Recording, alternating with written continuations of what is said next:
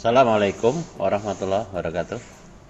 Jumpa kembali dengan Ruang Mat SMP Channel MGMP Matematika SMP Kota Semarang.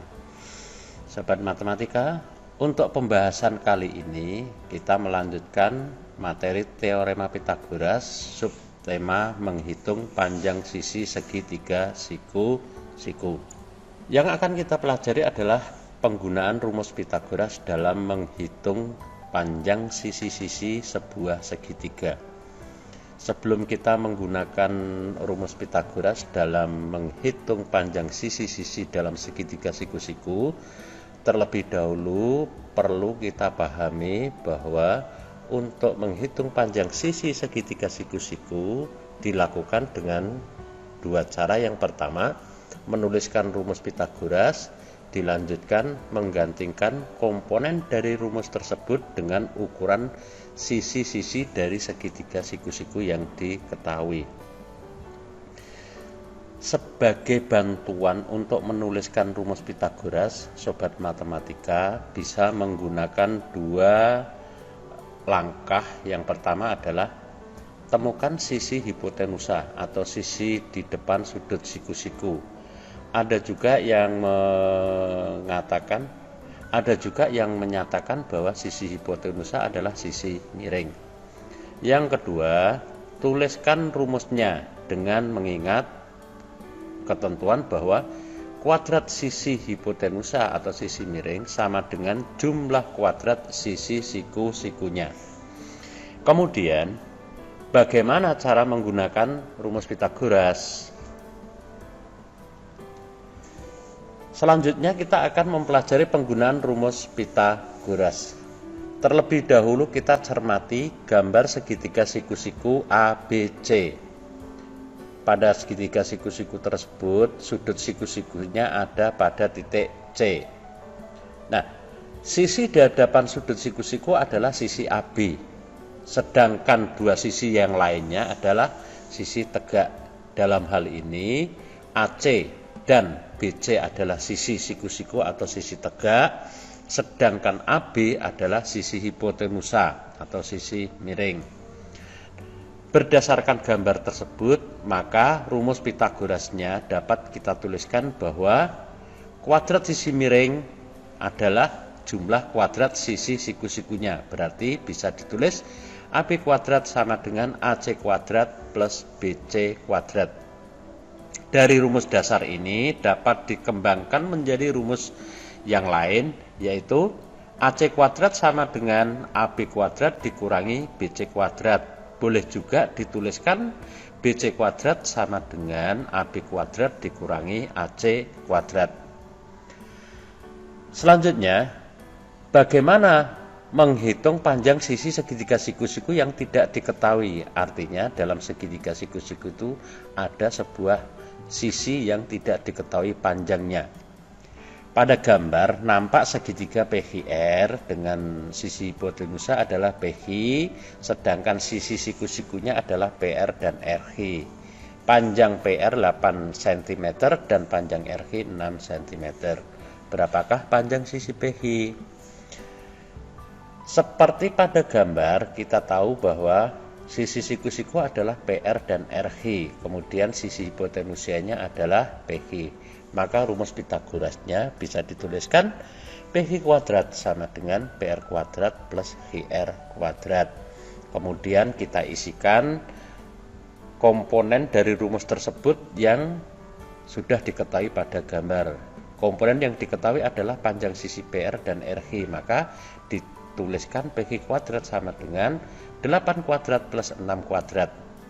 PQ kuadrat sama dengan 64 plus 36.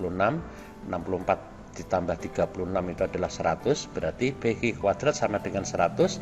Panjang PQ sendiri adalah akar dari 100 sama dengan 10. Jadi panjang sisi PQ sama dengan 10 cm. Untuk pemahaman lebih lanjut, perhatikan contoh berikut.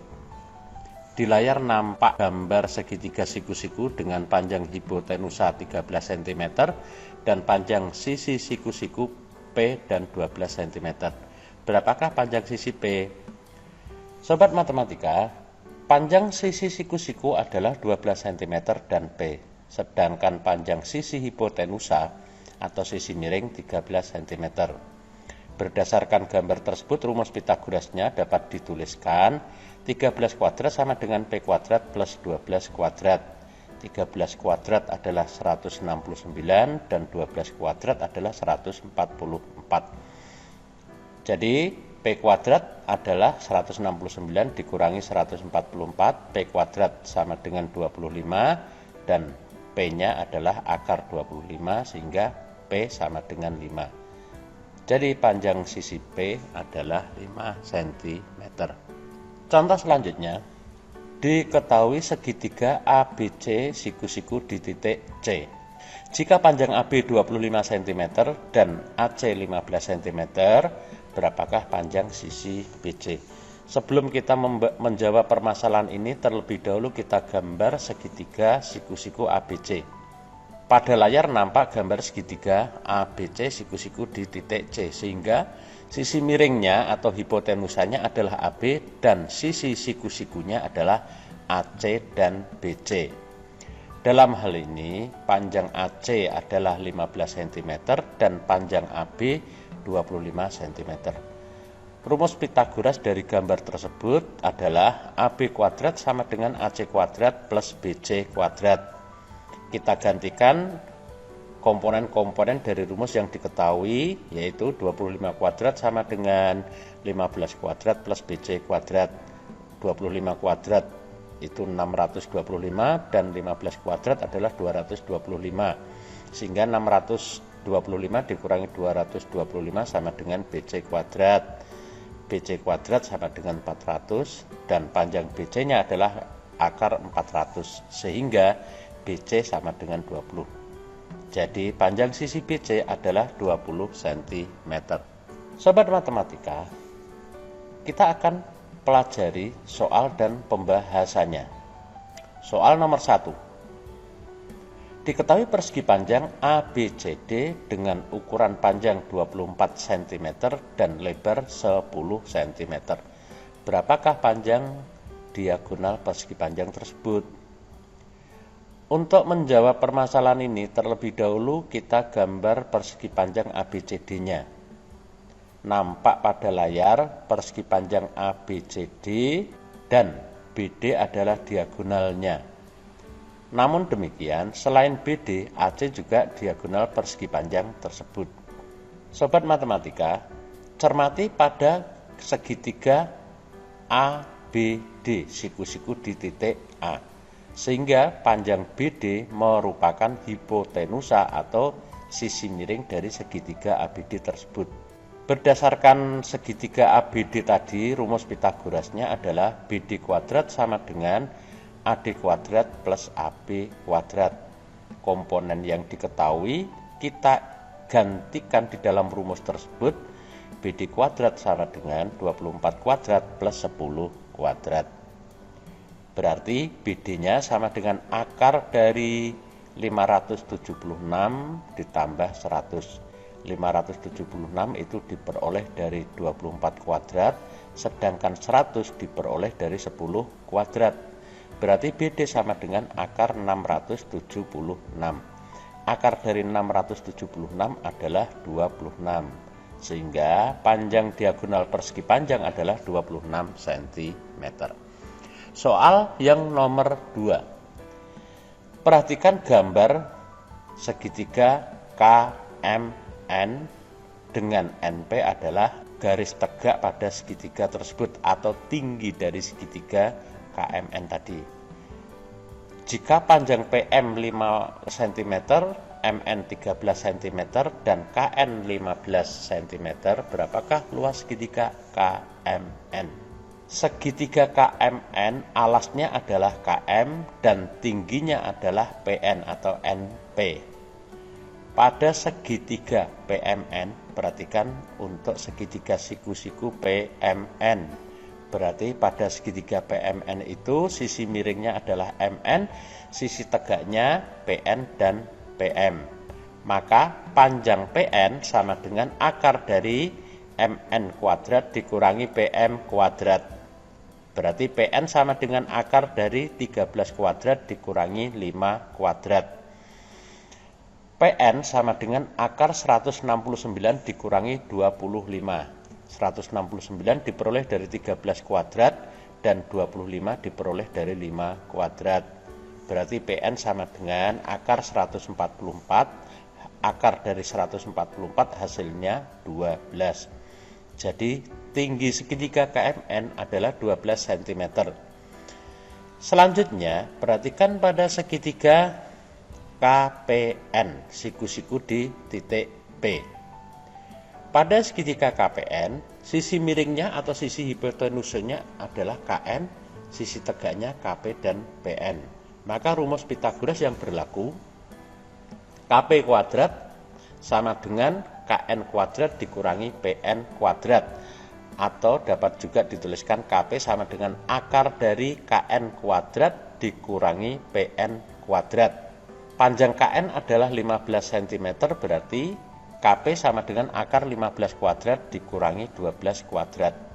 12 tadi diperoleh dari panjang PN yang sudah dicari untuk pembahasan yang pertama. Berarti KP sama dengan akar 225 dikurangi 144, berarti KP sama dengan akar 81 sama dengan 9. Karena alas segitiga KMN tadi adalah KM, maka panjang KM itu adalah KP ditambah PM. Panjang KP adalah 9 dan panjang PM adalah 5, berarti alasnya adalah 14 cm. Luas segitiga KMN adalah setengah kali alas kali tinggi. Alasnya adalah KM dan tingginya adalah PN. Berarti setengah kali 14 kali 12 sama dengan 84. Jadi luas segitiga KMN adalah 84 cm persegi. Soal nomor 3. Dari puncak pemancar ditambat dengan kawat ke tanah dengan jarak ke pangkal pemancar 8 meter. Jika tinggi pemancar 15 meter dan banyak kawat, ada 4 buah, berapa panjang minimal kawat yang dibutuhkan? Sebelum menjawab permasalahan ini, Sobat Matematika bisa gambarkan permasalahan tersebut ke dalam bentuk pada layar. Ada pemancar tingginya 15 meter, kemudian dari puncak pemancar ditambatkan dengan kawat ke tanah. Jarak tambatan di tanah ke pangkal pemancar adalah 8 meter, sehingga panjang kawat itu merupakan sisi hipotenusa dari segitiga siku-siku tersebut. Pada gambar adalah salah satu tambat kawat, sehingga akan membentuk segitiga siku-siku dengan hipotenusa kawatnya tadi dan sisi tegaknya adalah pemancar dan jarak dari tambatan kawat ke pangkal pemancar. Maka panjang kawat sama dengan akar dari 15 kuadrat ditambah 8 kuadrat sama dengan akar dari 225 ditambah 64 sama dengan akar 289 sama dengan 17. Jadi panjang salah satu kawat minimal yang dibutuhkan adalah 17 meter. Karena pemancar tersebut ditambatkan dengan 4 buah kawat, maka panjang kawat keseluruhan minimal adalah 4 kali 17 sama dengan 68 meter. Jadi panjang kawat minimal keseluruhan adalah 68 meter. Demikian Sobat Matematika yang bisa kita pelajari untuk saat ini. Mudah-mudahan Sobat Matematika bisa paham dan lebih giat lagi belajar. Akhirnya kita akhiri saja dulu. Wabillahi taufiq wal hidayah. Assalamualaikum warahmatullahi wabarakatuh.